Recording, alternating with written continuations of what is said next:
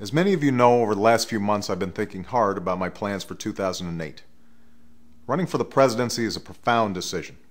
A decision no one should make on the basis of media hype or personal ambition alone. And so before I committed myself and my family to this race, I wanted to be sure that this was right for us, and more importantly, right for the country. I certainly didn't expect to find myself in this position a year ago. But as I've spoken to many of you in my travels across the states these past months, as I've read your emails and read your letters, I've been struck by how hungry we all are for a different kind of politics. So I've spent some time thinking about how I could best advance the cause of change and progress that we so desperately need. The decisions that have been made in Washington these past 6 years and the problems that have been ignored have put our country in a precarious place. Our economy is changing rapidly, and that means profound changes for working people. Many of you have shared with me your stories about skyrocketing health care bills, the pensions you've lost, and your struggles to pay for college for your kids. Our continued dependence on oil has put our security and our very planet at risk. And we're still mired in a tragic and costly war that should never have been waged. But challenging as they are, it's not the magnitude of our problems that concerns me the most. It's the smallness of our politics.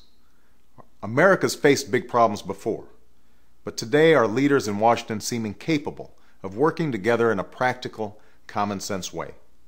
Politics has become so bitter and partisan, so gummed up by money and influence, that we can't tackle the big problems that demand solutions. And that's what we have to change first. We have to change our politics and come together around our common interests and concerns as Americans. This won't happen by itself. A change in our politics can only come from you, from people across our country who believe there's a better way and are willing to work for it. Years ago, as a community organizer in Chicago, I learned that meaningful change always begins at the grassroots, and that engaged citizens working together can accomplish extraordinary things. So even in the midst of the enormous challenges we face today, I have great faith and hope about the future, because I believe in you. And that's why I want to tell you first that I'll be filing papers today to create a Presidential Exploratory Committee. For the next several weeks, I'm going to talk with people from around the country, listening and learning more about the challenges we face as a nation, the opportunities that lie before us, and the role that a presidential campaign might play in bringing our country together.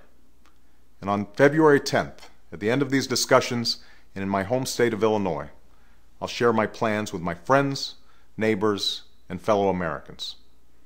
In the meantime, I want to thank all of you for your time, your suggestions, your encouragement, and your prayers.